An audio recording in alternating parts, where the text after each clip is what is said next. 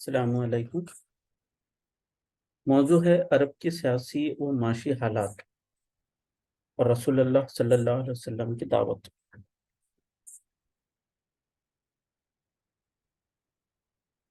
اس موضوع کے لیے جن کتابوں کا حوالہ لیا گیا ہے، الحمدللہ سیرت پہ بے شمار کتابیں ہیں، اور ان میں سے یہ چند ہے جو نہایت مشہور اور بہت ہی جامع ہیں۔ تلخیص تفہیم القرآن، شرح صحیح بخاری، سیرت النبی صلی اللہ علیہ وسلم۔ سیرت کی کتابیں نمبر 3 سے شروع ہوتی ہے، جس میں سیرت النبی صلی اللہ علیہ وسلم علامہ شبلی نعمانی، الرحیق المختوم مولانا صفی الرحمن مبارک پوری، پیکر جمیل صلی اللہ علیہ وسلم محمد حمید شاہد، محمد عربی محمد عنایت اللہ سبحانی، اور سیرت نبی صلی اللہ علیہ وسلم ڈاکٹر مہدی رزاق۔ انبیاء اکرام کی دعوت اور موضوعات، یہ چند کتابیں ہیں۔ ان کے علاوہ بھی سیرت کے اوپر محسن انسانیت اور بھی بہت ساری کتابیں موجود ہیں۔ قدیم عرب اور سیاسی حالات۔ لفظ عرب کے معنی ہوتے ہیں بے آب و گیا زمین، یعنی صحرا۔ جزیرۃ العرب کا بیشتر حصہ صحرائی ہے، ریگستان ہے، اور ایک طرح سے یہ محفوظ قلعہ ہے کہ بیرونی قوموں کے لیے اس پہ قبضہ کرنا بہت ہی مشکل ہو گیا۔ یہ جو ڈسکشن ہے یہ ظہور اسلام، عرب میں ظہور اسلام کے پہلے کا ہے۔ عرب کی قومیں عرب بائدہ، عرب عاربہ اور عرب مستعربہ۔ عرب مستعربہ یعنی وہ عرب قبائل جو حضرت اسماعیل علیہ السلام کی نسل سے ہے، انہیں عدنانی عرب بھی کہا جاتا ہے۔ حجاز کی عمارت، حجاز وہ حصہ جس میں مکہ مکرمہ، مدینہ منورہ اور تبوک کا یہ حصہ جو ہے حجاز کا کہلاتا ہے، اور اندرونی عرب جہاں موجودہ ریاض وغیرہ ہے یہ نجد کا حصہ ہے، اور نیچے کی طرف جو ہے وہ یمن ہے، موجودہ یمن ہے۔ یوں تو مکے میں آبادی کا آغاز حضرت اسماعیل علیہ السلام سے ہوا۔ آپ نے 137 سال عمر پائی اور تا حیات مکے کے سربراہ اور بیت اللہ کے متولی رہے۔ 440 عیسوی تک قریش جو مکے کا سب سے معروف قبیلہ تھا، اس کے پاس بیت اللہ کی سربراہی، یعنی ایک طرح سے دینی قیادت، اور ساتھ میں وہاں کی سیاسی قیادت بھی انہی کے ہاتھ میں تھی۔ قریش کے خاندان میں بنو ہاشم اور اس کے بعد عبد المطلب نے بہت نام کمایا۔ اس کی وجوہات یہ تھی کہ عبد المطلب کے دور میں ہی چارہ زمزم کی دوبارہ کھدائی ہوئی، مطلب جس کو ایک دور میں بنو جرم نے مکہ چھوڑنے سے پہلے اس کے اوپر مٹی سے بند کر دیا تھا، تو عبد المطلب کے دور میں ہی اس کی کھدائی ہو کر صاف ہو کر واپس زمزم جو ہے، زمزم کا کنواں لوگوں کے لیے کارآمد ہوا۔ یہ ہے عرب کا خطہ پینسولا، جس کے اندر اس دور میں بسنے والے مختلف قبائل تھے۔ جہاں یہ قریش مکے میں آباد تھے، طائف وہاں سے 80 کلومیٹر یا 90 کلومیٹر کی دوری پر ہے۔ بنو کلب، بنو اسد، اور اس کے اوپر جو تھا وہ غسانی قبیلہ جو تھا، غسانی قبیلہ ہے۔ اور اگر محل وقوع دیکھا جائے تو ایک طرف بحر احمر ریڈ سی ہے، دوسری طرف بحر عرب، اور تیسری طرف خلیج فارس ہے۔ خلیج فارس اس لیے کہ اس کے ایک طرف فارس کا حصہ تھا، ساسانی حکومت کا، فارسیوں کا، اور دوسری طرف جو تھا بحر روم، کیونکہ یہ حصہ روم کی طرف جا کر ملتا ہے۔ یہ موجودہ عرب پینسولا ہے، جس میں موجودہ سعودی عرب ہے، ایک طرف عمان ہے، یمن ہے، اور اوپر کی طرف جارڈن، سیریا، عراق، ترکی اور مصر بسا ہوا ہے۔ چونکہ عرب کا معاشی انحصار مویشیوں پر اور تجارت پر تھا، اور یوں عرب کا حصہ एक इंटरनेशनल कॉरिडोर भी था। हिंदुस्तान से यूरोप की तरफ जाने वाले और हिंदुस्तान से अफ्रीका की तरफ जाने वाले रास्ता अरब होकर ही जाता था। इसी तरह चीन से जो कुछ तिजारत थी यूरोप की तरफ, वो भी अरब के हिस्से से ही मुंसलिक थी। अब्दुल मुत्तलिब के दौर में दो तरह के तिजारती सफर किए जाते थे। एक गर्मियों में शाम की तरफ और सर्दियों में इराक की तरफ। क्योंकि ये दीनी सरबराह थे, इसलिए इनके काफिले लूटे भी नहीं जाते थे, जिसका जिक्र सूरह लीलाफ कुरैश में भी आता है। वाक़या फील, वाक़या फील जो है, जो कि एक हबशी गवर्नर था और इसने खाने काबा की ढाने की नीयत से हबशा से बैतुल्लाह की तरफ यानी हरम की तरफ आया। लेकिन ये वाक़या 571 ईस्वी का है, जो कि आप सल्लल्लाहु अलैहि वसल्लम की पैदाइश से 50 या 55 दिन पहले का है। यही वजह है कि जब इस्लाम की दावत आप सल्लल्लाहु अलैहि वसल्लम ने कुरैश के सामने दी, तो कुरैश के उम्र रसीदा लोग इस बात के चश्मदीद गवाह थे, वाक़या फील के और खाना काबा की अजमत की। यूं तो अरब कबाइल के अंदर बहुत सारी बुराइयां थी। ये बुराइयां न सिर्फ अरब में थी बल्कि दुनिया के तमाम खित्तों में पाई जाती थी, जिसमें ताकतवर एक गरीब को कुचल रहा था। औरतों की हालत जानवरों से भी बदतर थी। लेकिन इन सब के बावजूद पहले अरब के चंद खुसूसियात थी। वो खुसूसियात करम व सखावत, मेहमान नवाज थे, वफाए अहद थे, अज़्म की तनफीस थी, शुजा थे, बहादुर थे और बुद्दवी सादगी थी, और इल्म नसाब के माहिर थे, और फन शायरी और तकरीर के अंदर भी अपना एक मुकाम रखते थे। इसीलिए अक्कास के मेलों में बड़े बड़े शायर और तकरीर करने वाले खास तौर से उसमें मौजूद हुआ करते थे या मदऊ किए जाते थे। यह है अरब पेनिनसुला, अरब का हिस्सा, जिसके बारे में आज हम डिस्कस कर रहे हैं। और उसके दूसरी तरफ दो बड़ी हुकूमतें थी। उस वक्त की दो सुपर पावर थी। एक थी फारिस की हुकूमत, जिसे हम पर्शियन हुकूमत या सासानी हुकूमत, और इंग्लिश में हम ससानाइड एम्पायर कहते हैं। दूसरी तरफ रोम की हुकूमत थी, जिसे बेजेंटाइन एम्पायर कहते हैं।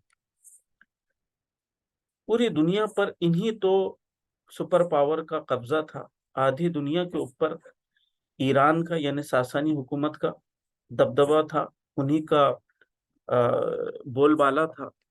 और दूसरी तरफ बेजेंटाइन एम्पायर का।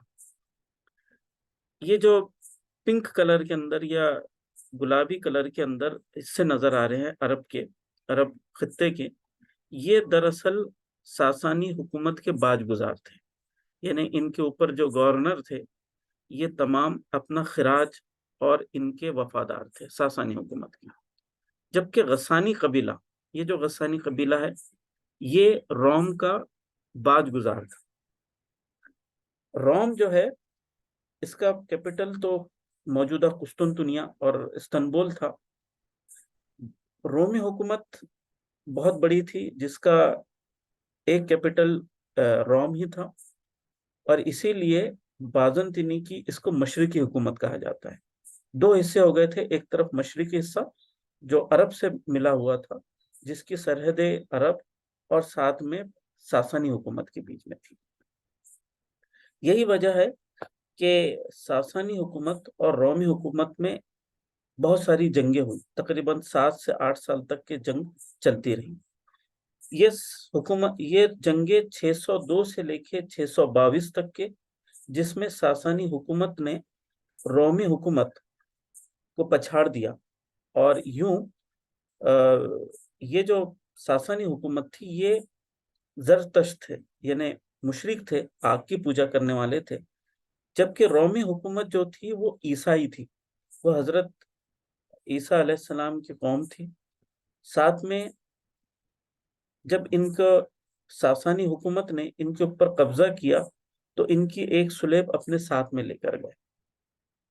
622 عیسوی سے 628 عیسوی کے درمیان بازنطینی حکومت کا گورنر ہرقل نے ایک اچھی خاصی فوج کے ساتھ واپس ساسانی حکومت پر حملہ کیا اور فتح حاصل کی، جس کا ذکر قرآن کے اندر سورہ روم کی 2 اور 3 آیت میں آتا ہے۔ تو یہ ہے سیاسی حالات جس کے وقت ظہور اسلام عرب کی حالات تھے۔ دوسری طرف عرب کے اوپر کسی اور کی حکومت نہیں تھی، جس کی وجہ سے عرب کے قبیلوں کے اندر خود مختاری تھی، یعنی وہ اپنی خارجی اور داخلی امور کے اندر خود مختار تھے۔ تیسرے یہ کہ ان کے اندر اسی وجہ سے حمیت، یعنی جس کو بولنا چاہیے حریت پسند ہے، اور اپنی قبیلے کی بڑی اہمیت حاصل کی اور حمیت رکھتے تھے۔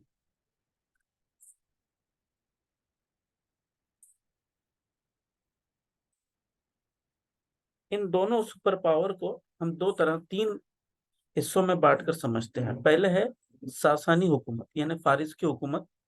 اس وقت خسرو پرویز جو تھا وہ وہاں کا فرما روا تھا، اور ان کی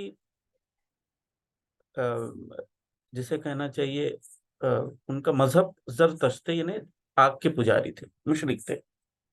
آپ صلی اللہ علیہ وسلم کی بعثت کے وقت شہنشاہ نو شروان کا جو پوتا تھا خسرو پرویز، اس وقت وہ حکومت کر رہا تھا۔ بعثت نبوی کے 8ویں سال ایرانیوں نے شام کا ملک فتح کر لیا اور بیت المقدس پر قبضہ کر لیا، یعنی جو آج کا بیت المقدس ہے، اور عیسائیوں کی سلیب بھی ساتھ میں لے کر گئے۔ اس وجہ سے مشرکین مکہ نے ایرانیوں کے فتح کا حال سن کر بڑی خوشیاں منائی۔ یہ کیا ہے؟ اس کے لیے ہم واپس پیچھے کی طرف چلتے ہیں۔ یہ ہے ساسانی حکومت اور یہ ہے رومی حکومت۔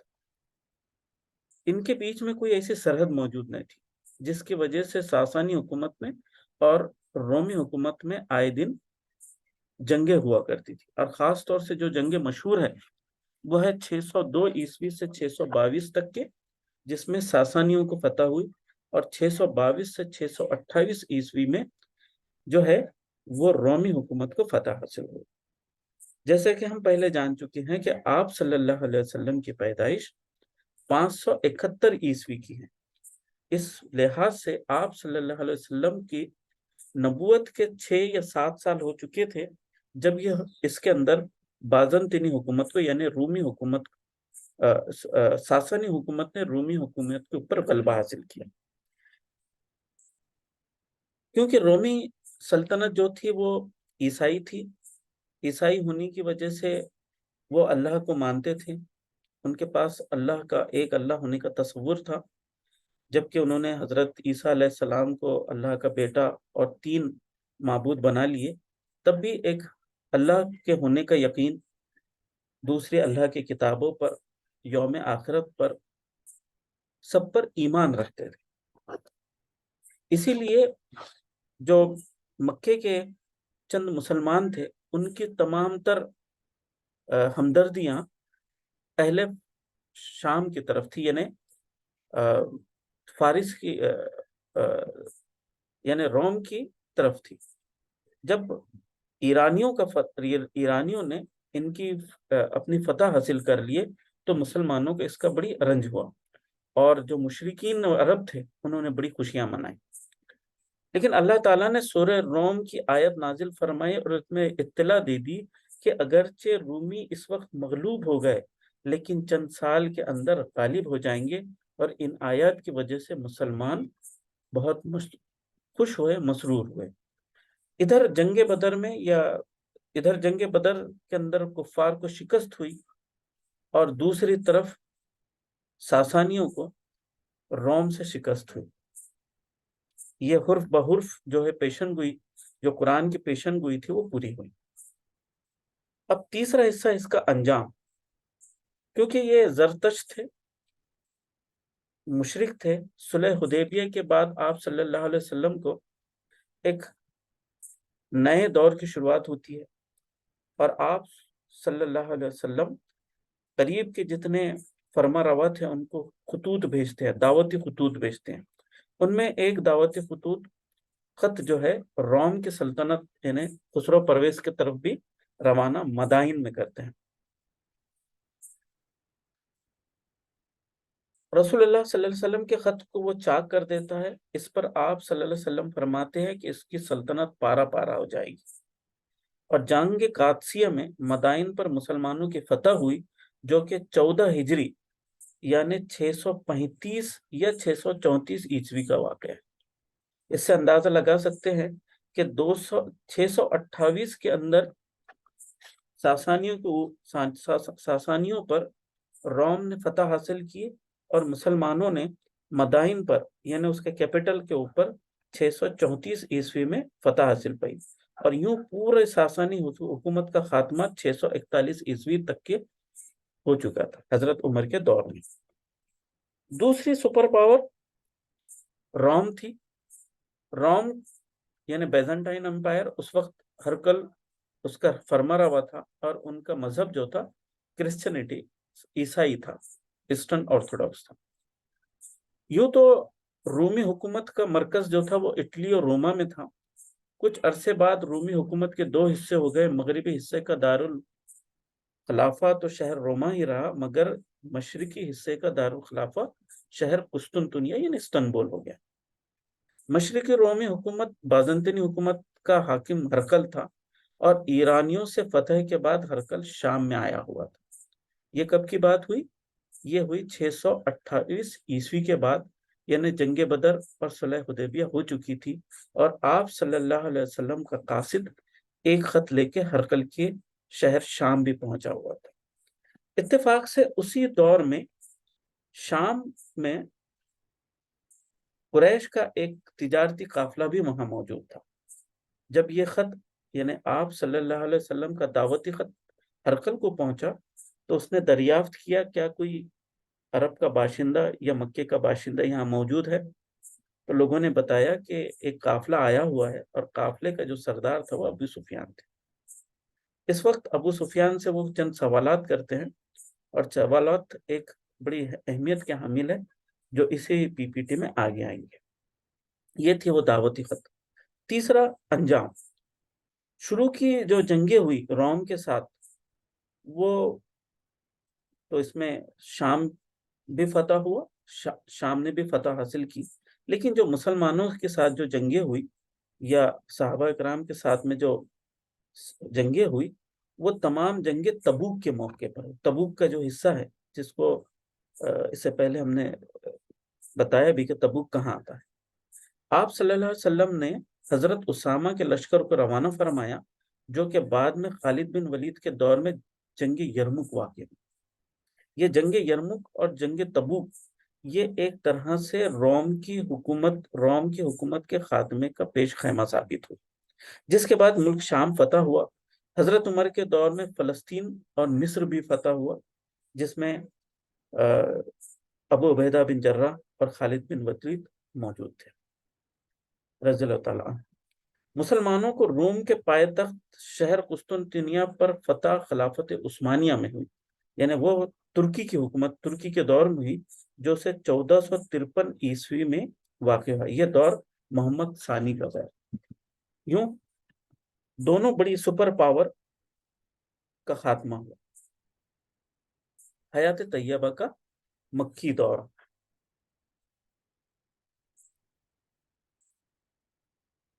حیات طیبہ کے مکی دور کو ہم چند مرحلوں میں سمجھنے کی کوشش کرتے ہیں۔ پہلا ہے انذار عام، اتمام حجت، ہجرت اور جزا و سزا۔ تمام انبیاء اکرام کے دعوت کے اندر یہ پہلو نظر آتا ہے، یعنی آپ صلی اللہ علیہ وسلم نے سب سے پہلے مرحلے میں لوگوں کو برے انجام سے ڈرایا۔ اس کے لیے سب سے پہلے آپ صلی اللہ علیہ وسلم نے اپنے بنو ہاشم کو جمع کیا، اور کھانا جب کھا چکے لوگ تو ان کے سامنے دین کی دعوت رکھی. یہ ہے پہلا، صرف قریب والے. دوسرا مرحلہ بڑا طویل ہوتا ہے جس میں بڑے بڑے مشکلیں سامنے آتی ہیں. آپ صلی اللہ علیہ وسلم نے، جب آپ صلی اللہ علیہ وسلم کو علل اعلان دعوت کا حکم ہوا، تو اس دور کے جو عام رواج تھا کہ تمام لوگوں کو متوجہ کرنے کے لیے لوگ صفہ یا کسی پہاڑی پر چڑھ جاتے اور وہاں سے لوگوں کو آواز دیتے. آپ صلی اللہ علیہ وسلم نے بھی وہی طریقہ اپنایا، کوہ صفہ پہ چڑھ کر لوگوں کو پکارا. یعنی وہ اس دور کا ماس کمیونیکیشن سسٹم تھا. یوں اسلام کی دعوت کے لیے بہترین وسائل کا استعمال کرنا چاہیے. یہ دور میں بہت سی رکاوٹیں، مرحلے آئے، خود صحابہ پر بھی اور آپ صلی اللہ علیہ وسلم پہ. جب 13 سال ہو چکے تو یوں سمجھ لیے کہ وہ اتمام حجت تھا. اب لوگوں کو سمجھانا کا کوئی اثر نہیں تھا اور اب انہوں نے خود اپنے دلوں پر تالے لگا دیے تھے. یہ ہے اتمام حجت. اس تیسرے مرحلے میں مخاطبین کے پاس کوئی عذر پیش کرنے کے لیے باقی نہیں رہ جاتا اور دعوت بالکل آخری تنبیہ کا لب و لہجہ اختیار کر لیتا ہے، جیسے سورہ فیل اور سورہ قریش میں. سورہ فیل میں اس چیز کی علامت تھی کہ تمہارے بزرگ یا تمہارے عمر رسیدہ لوگ اس چیز کے چشمدید گواہ ہیں، واقعہ فیل کی، کہ اللہ تعالیٰ نے کیسے اپنے خانہ کعبہ کو حبشہ کے گورنر سے بچایا. دوسرا سورہ قریش، جس کے اندر اس بات کی تنبیہ کی گئی کہ تم صرف محض کعبے کے متولی ہونے کی وجہ سے اور خانہ کعبہ کے قریب ہونے کی وجہ سے تمہارے قافلے جو شام اور عراق میں جاتے ہیں وہ لوٹے نہیں جاتے. تب یہ اتمام حجت ہو گئی تو آپ اللہ تعالیٰ نے اپنے محبوب کو ہجرت کا حکم دیا. یہ چوتھا مرحلہ ہوتا ہے. اللہ کا پیغمبر جب تبلیغ کا حق بالکل آخری درجے میں ادا کر دیتا ہے اور جب حجت تمام ہو جاتی ہے تو یہ مرحلہ آ جاتا ہے. اس کے بعد پیغمبر کو ہجرت کا حکم دیا جاتا ہے. اور جب ہجرت ہو جاتی ہے تو وہاں کے رہنے والے جن لوگوں نے اسلام قبول نہیں کیا ان کے اوپر ایک قیامت صغریٰ برپا ہو جاتی ہے. یہی واقعہ ہم دوسرے نبیوں کے سیرت میں بھی دیکھتے ہیں. حضرت نوح علیہ السلام نے 900 سال تک اپنے قوم کو اللہ کی طرف بلایا، لیکن جب اتمام حجت ہو گئی تو اللہ نے حکم دیا کہ کشتی میں سوار ہو جاؤ. یہ ان کی ہجرت تھی. اور جب ہجرت ہو گئی تو ان کی پوری قوم پانی میں ڈوب گئی. ایک طرح سے قیامت صغریٰ نافذ ہو گئی. حضرت موسیٰ علیہ السلام نے جب دریا پار کیا تو وہ ان کی ہجرت تھی اور ان کے پیچھے فرعون دریا میں ڈوب گئے. حضرت لوط علیہ السلام نے جب ہجرت کی تو ان کی قوم پر پتھروں کی بارش ہو گئی. یعنی جب کوئی پیغمبر ہجرت کرتا ہے تو اس کی بچی ہوئی جو قوم، جو اس کے نافرمان قوم ہوتی ہے، وہ پوری طرح سے قیامت صغریٰ پہ شامل ہو جاتی ہے. رسول اللہ صلی اللہ علیہ وسلم نے اس دین کو پہلے اہل مکہ کے سامنے پیش کیا، کیونکہ وہی سب سے پہلے اس کے مخاطبین تھے. آپ صلی اللہ علیہ وسلم نے تبلیغ کے رد عمل میں 3 صورتیں ظاہر ہوتی ہیں. پہلی صورت، چند سالے مرد اور عورتیں اس دعوت کو قبول کر کے امت مسلمہ کے لیے تیار ہوتے ہیں. یہ پہلا گروہ تھا جنہیں ہم اولین کہتے ہیں، جس میں چند عورتیں اور چند مرد سب سے پہلے اسلام قبول کرتے ہیں. اور اس میں ہجرت اول بھی ہوتی ہے، ہجرت دوم یعنی حبشہ کی پہلی ہجرت، دوسری ہجرت اور تیسری ہجرت بھی ہوتی ہے. دوسرا گروہ وہ تھا کہ ایک کثیر تعداد جہالت یا خود غرضی یا آبائی طریقے کی محبت کے سبب مخالفت پر آماد ہو گئے.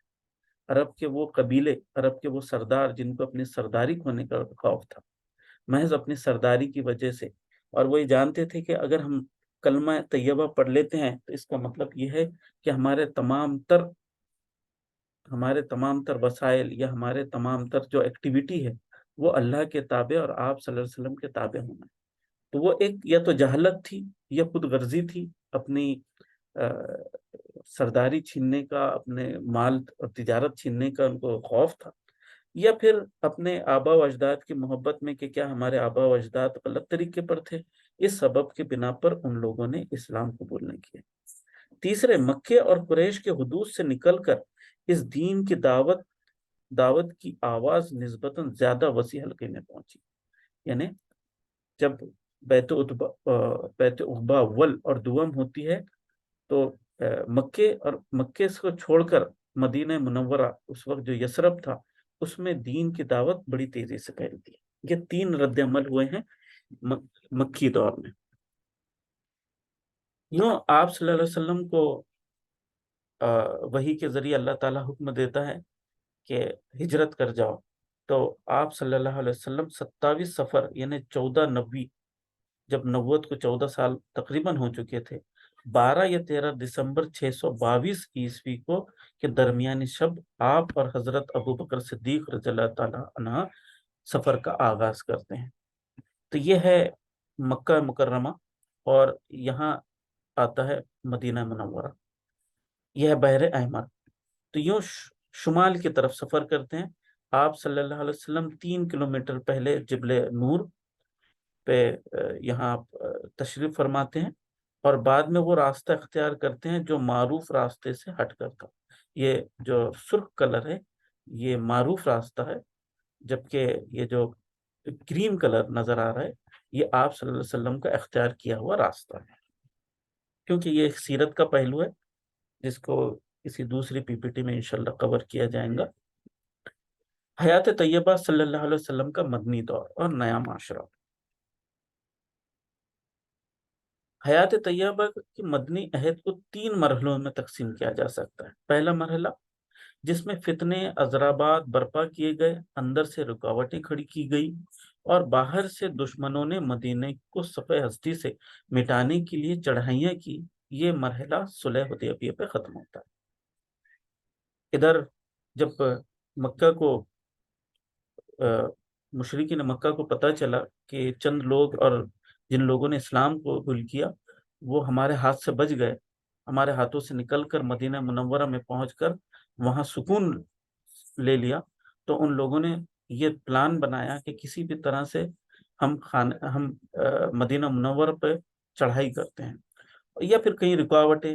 جب لوگوں نے ہجرت کی تو ایک بڑا رکت انگیز واقعہ ہے، کئی صحابہ کا، کسی نے اپنا گھر چھوڑا ہے، کسی نے پورا مال یا پورا تجارتی یا پورا اثاثہ چھوڑ کر صرف خالی ہاتھ محض اپنے دین کو اور اپنے دین کو بچانے کے لیے ہجرت فرمائی۔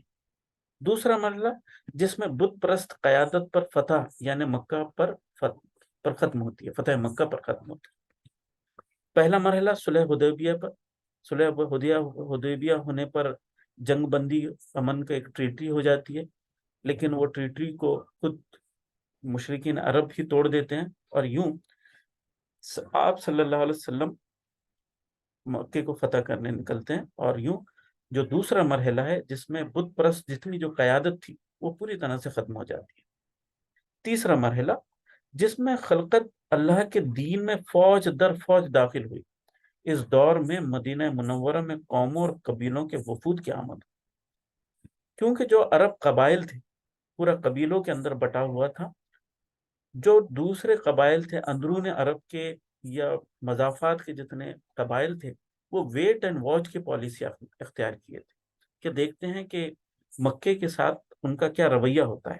لیکن جب مکہ فتح ہو گیا اور یہ ان لوگوں کو پتہ چل گیا کہ اب دین ہر حال میں غالب آنے والا ہے، تو جو چھوٹے چھوٹے قبائل تھے یا جو دور کے قبائل تھے ان کے وفود، ان کے ڈیلیگیٹس آنے لگے مدینہ منورہ میں، اور وہ پورے قبیلے کے ساتھ اسلام میں داخل ہوئے۔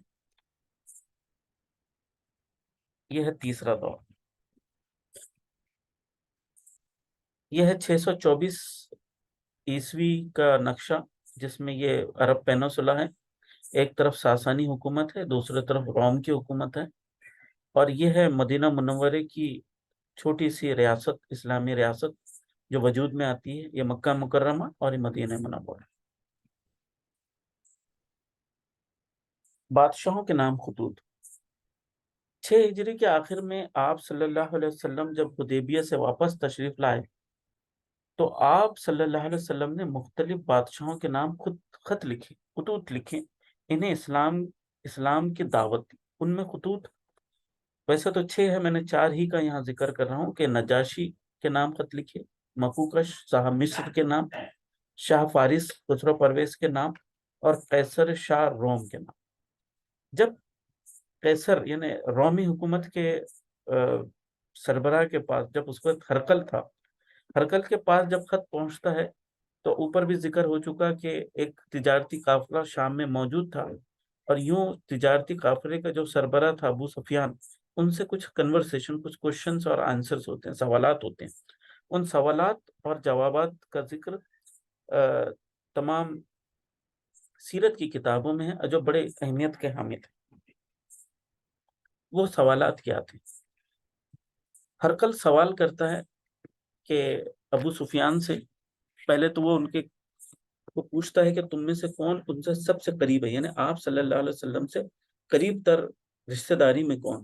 تو ابو سفیان کہتا ہے کہ میں بھی قریشی ہوں، اور وہ بھی قریش، ہم ایک ہی خاندان کے، میں سب سے قریب ہوں، میں سب سے قریب ان کو جانتا ہوں۔ سوال کرتا ہے کہ تم لوگوں میں اس کا نسب کیا ہے، یعنی آپ صلی اللہ علیہ وسلم کے بارے میں پوچھ رہا ہے ہرقل۔ جواب ملتا ہے وہ اونچے نسب والا ہے۔ دوسرا سوال، تو کیا یہ بات اس سے پہلے بھی تم میں کسی نے کہی تھی؟ جواب ملتا ہے نہیں۔ کیا اس کے باپ دادا میں کوئی بادشاہ گزرا ہے؟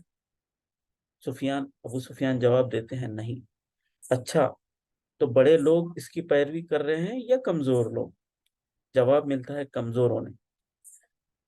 پھر ہرقل سوال کرتا ہے کیا لوگ بڑھ رہے ہیں، یعنی اسلام میں لوگ زیادہ داخل ہو رہے ہیں یا داخل ہونے کے بعد کوئی گھٹ بھی رہے ہیں؟ تو جواب ملتا ہے نہیں، بلکہ بڑھ رہے ہیں۔ آگے سوال کرتا ہے کیا اس دین میں داخل ہونے کے بعد کوئی شخص اس دین سے برگشتہ ہو کر مرتد بھی ہوتا ہے؟ جواب ملتا ہے نہیں۔ اچھا، وہ آخری سوال کرتا ہے وہ تمہیں کن باتوں کا حکم دیتا ہے؟ جواب ملتا ہے، کہتا ہے صرف اللہ کی عبادت کرو، اسی کے ساتھ کسی کو شریک نہ کرو، اور قرابت داروں کے ساتھ حسن سلوک کا حکم دیتا ہے۔ کیوں کہ ہرقل جو تھے، وہ ہرقل کا اور اس کا پوری جو قوم تھی وہ عیسائی تھے، اس لیے وہ نبوت کا ہونے کا یقین بھی رکھتے تھے، اور ان کی کتابوں میں، ان کے جو ٹیچنگز میں تھی کہ ایک نبی، آخری نبی آنے والا ہے۔ تو ہرقل یوں جواب دیتا ہے، تو جو کچھ تم بتاتے ہیں اگر یہ سب صحیح ہے تو یہ شخص یعنی آپ صلی اللہ علیہ وسلم بہت جلد میرے ان 2 قدموں کی جگہوں کا مالک ہو جائیں گا، یعنی میں جب مقام پر کھڑا ہوں، ہو سکتا ہے کہ یہ پورا مقام بھی مسلمانوں کے قبضے میں چلے جائے، یا یہاں بھی سارے مسلمان ہو جائے، یا لوگ یہاں کے دین قبول کر لیں۔ میں جانتا تھا کہ نبی آنے والا ہے، لیکن میرا یہ گمان نہ تھا کہ تم میں سے ہوگا۔ اگر مجھے یقین ہوتا کہ میں اس کے پاس پہنچ سکوں گا تو اس سے ضرور ملاقات کی زحمت اٹھاتا، اور اگر اس کے پاس ہوتا تو ان کے دونوں پاؤں کو دھوتا، یعنی ان کی اتباع کرتا۔ دربار سے جب باہر نکلتے ہیں ابو سفیان، تو وہ سمجھ جاتے ہیں کہ دین غالب آنے والا ہے۔ تو یوں ابو سفیان خود گو ہوتے ہیں کہ اس کے بعد مجھے برابر یقین ہو رہا تھا کہ محمد صلی اللہ علیہ وسلم کا دین غالب آ کر رہے گا۔ یہ دونوں خطوط ہیں، یہ شاہ فارس کے نام، اور یہ ہے شاہ روم کے نام، یعنی سردار روم ہرقل کے نام۔ یہ دونوں خطوط ہیں۔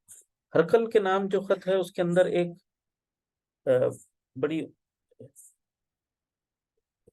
ڈسکشن کی بات ہے کہ آپ صلی اللہ علیہ وسلم نے ان کو جب دعوت دیے تو اس چیز پہ دعوت دی ہے کہ آؤ، یہ ہے اے اہل کتاب، آؤ ایسی بات پر جمع ہو جائے جو تمہارے اور ہمارے درمیان یکساں طور پر تسلیم شدہ ہے۔ یعنی آپ صلی اللہ علیہ وسلم نے ہرقل کو اور عیسائیوں کو اس طرف دعوت دی ہے کہ چلو اس چیز پر جمع ہو جائے جو ہم میں اور تم میں یکساں تسلیم شدہ، یعنی کیا؟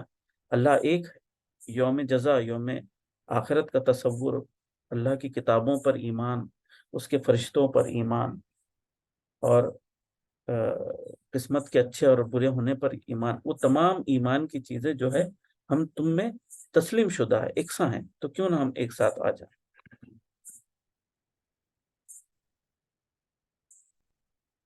اس پورے ڈسکشن کو کنکلوڈ اس پی پی ٹی سے کیا جا سکتا ہے کہ آپ صلی اللہ علیہ وسلم کی دعوت کا کیا اثر ہوا ہے صرف 23 سالہ دور میں. جب مکہ فتح ہو چکا، تبوک کی مہم کامیاب سے انجام پائی اور بنو ثقیف بھی مسلمان ہو گئے، تو ہر طرف سے عرب کے وفود امٹ کر آپ صلی اللہ علیہ وسلم کی خدمت میں حاضر ہونے لگے، یعنی 9 ہجری، جس کو عام الوفد اور وفود کا سال کہتے ہیں. عرب قبائل اسلام لانے میں ایک دوسرے سے آگے بڑھنے لگے، کیونکہ وہ صرف مسلمان اور قریش کی کشمکش اور جنگ کے نتائج کا انتظار کر رہے تھے. وہ جسٹ ویٹ اینڈ واچ کی پالیسی اختیار کیے ہوئے تھے کہ دیکھتے ہیں قریش میں اور مدینہ کی جو چھوٹی سی ریاست بنی ہے ان میں کیا ہوتا ہے، کون اوپر آتا ہے، جس کے ساتھ بھی ہوں گے ان کے ساتھ چلے جائیں گے. جب انہوں نے دیکھ لیا کہ اسلام غالب آ گیا، تو وہ جو وفود تھے یا جو دوسرے چھوٹے چھوٹے قبائل تھے جو اپنے طور پر آزاد تھے، وہ تمام کے تمام اسلام میں داخل ہو گئے، اور 9 ہجری کو وفود کا سال کہا گیا. اس دور میں لوگ اللہ کے دین میں فوج در فوج داخل ہونے لگے، یعنی بہت تیزی سے اسلام کے اندر تمام لوگ، تمام جو عرب قبائل تھے آس پاس کے، پورا عرب خطہ اسلام میں داخل ہو گیا. سارا جزیرۃ العرب آپ صلی اللہ علیہ وسلم کے تابع فرمان ہو گیا، اور افق سے جہلیت کا غبار چھڑ گیا. بیمار عقلیں تندرست ہو گئی، یہاں تک کہ بتوں کو چھوڑا بلکہ توڑ دیا گیا، اور توحید کی آواز سے فضا گونج اٹھی. جو بت تھے ان کو نہ صرف چھوڑا بلکہ توڑ دیا گیا. انسان بندوں کی بندگی سے نکل کر اللہ کے بندگی میں داخل ہو گئے. نہ حاکم ہے نہ محکوم، باپ دادا کا پر فخر کا خاتمہ ہو گئے.